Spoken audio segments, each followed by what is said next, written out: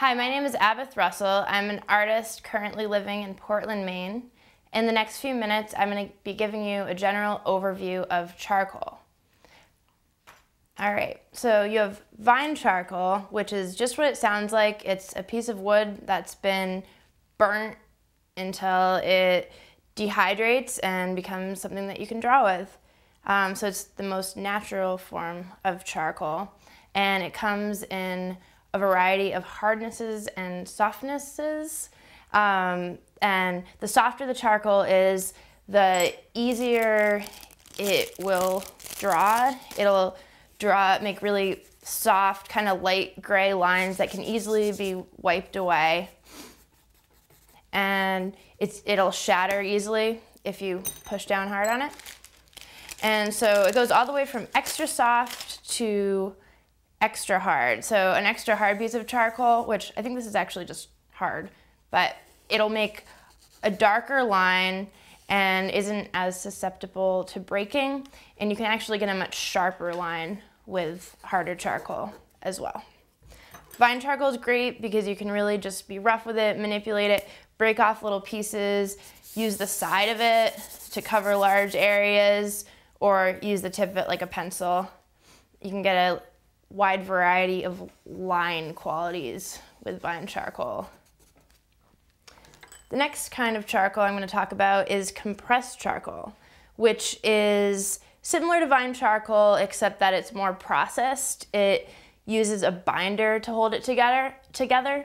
And the more binder there is, the harder the charcoal will be.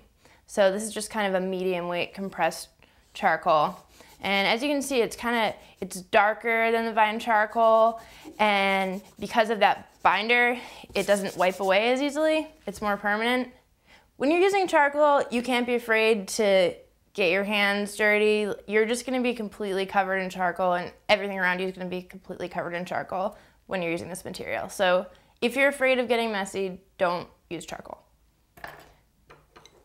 The next kind of charcoal I'm gonna talk about is charcoal pencils, which are just what they sound like, and they come in the same variety of lightnesses and darknesses and hardness and softness.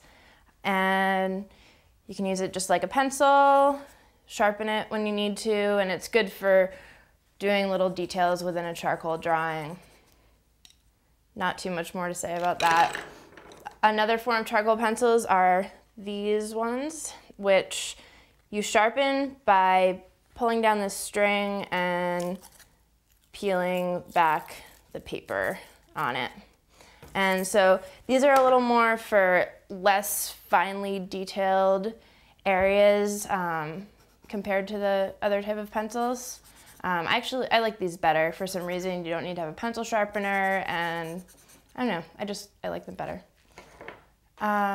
Somehow I ended up with these really thin little pieces of vine charcoal, which are awesome for super small details.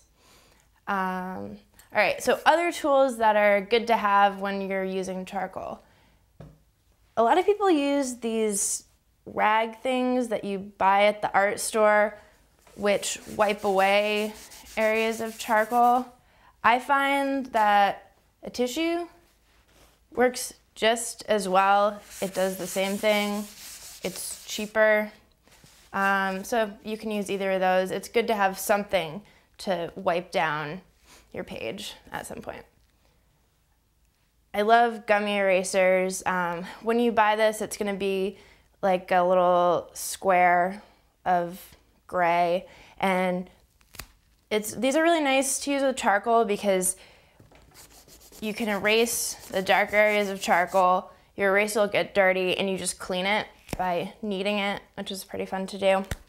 And you can shape it into any form you want. So if you wanna make a point out of it and use it as a drawing tool, which I'll talk a lot about that later, you can do that. They're just very easy to manipulate. And it's also good to have one of these magic rubber erasers, which start out white. So don't look for one this color when you're looking in the art store, look for a white one, and it'll soon become the color of charcoal. And this is great because stuff that you can't erase with that gummy eraser, you can erase with this. It really is a magic eraser. You can erase anything with it.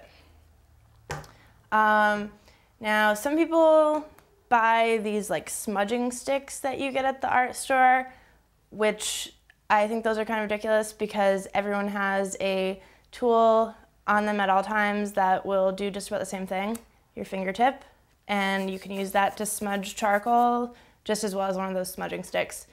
Also, a Q-tip works great if you want to do some more fine-tuned smudging.